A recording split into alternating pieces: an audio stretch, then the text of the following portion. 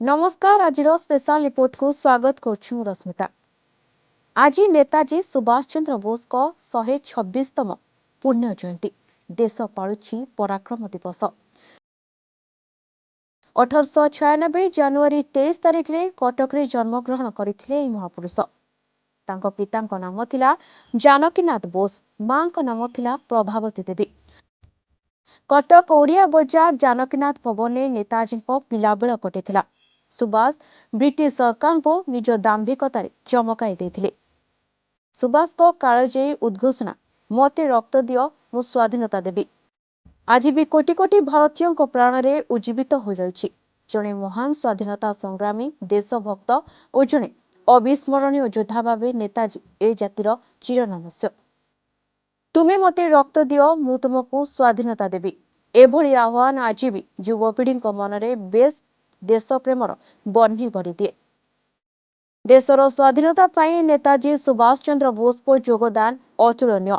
तांकु ओजस्विनी भाषण रे हजार हजार भारतीय युवक देश प्रेम रे उद्भूत होई स्वाधीनता आंदोलन रे शामिल होते।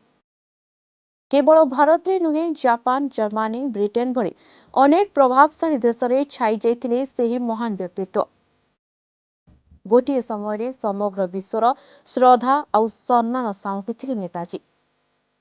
से कटक माटीर पुओ जीवनर प्रथम तथा गुरुत्वपूर्ण 16 वर्ष बिताइथिले कटकर माटी पानी पवन।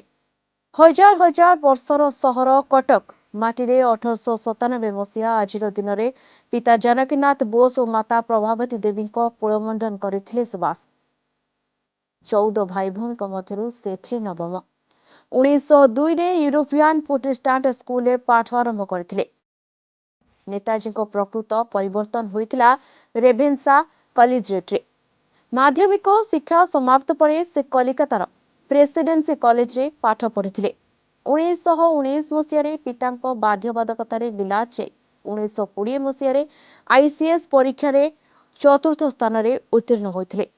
1921 रे आईसीएस तालीम नेउथुवा बेले जालियाना बाग नरसंहार घटिथिला। तेणु से अधारू तालीम छाड़ी भारत फेरी आसिथिले।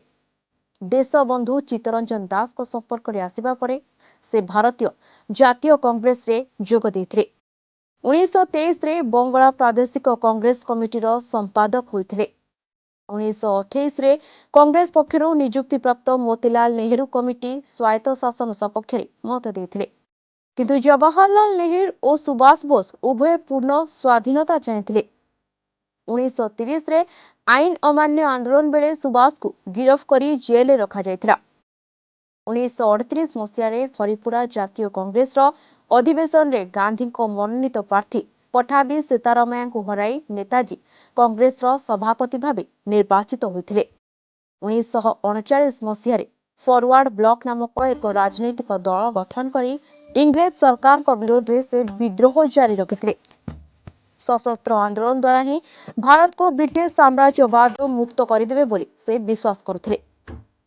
भारत स्वाधीनता पाई 1941 जनवरी 17 तारिख रे नेताजी भारत सीमांत अतिक्रम करी अफगानिस्तान और सोवियत रूस मध्य दे मार्च मासरे बर्लिन ठारे पहुंचीथिले। बर्लिन रो आजाद हिंद रेडियो माध्यम रे भारतवासी को संग्राम पाई आह्वान देथिले। सिंगापुर रे आजाद हिंद फौजर दायित्व ग्रहण कले। 1943 मसीहा अक्टोबर 21 तारिख दिन सेठारु से एक अस्थायी स्वाधीन सरकार गठन कले। सेही दिन ठारु से दिल्ली चलो आह्वान देथिले। एही अभियान 1944 मार्च 18 तारिख रे बर्मा सीमा अतिक्रम कर भारतीय माटी रे पाद थापिथिला और मणिपुर इम्फाल जाए अग्रसर होइथिला। दृढ़ पदक्षेप रे अग्रसर हेउतबा आजाद हिंद फौज ऊपर को ब्रिटिश बाहिनी उभय स्थल और आकाशपथरु आक्रमण करी इम्फाल ठारे तांको परास्त करथिले।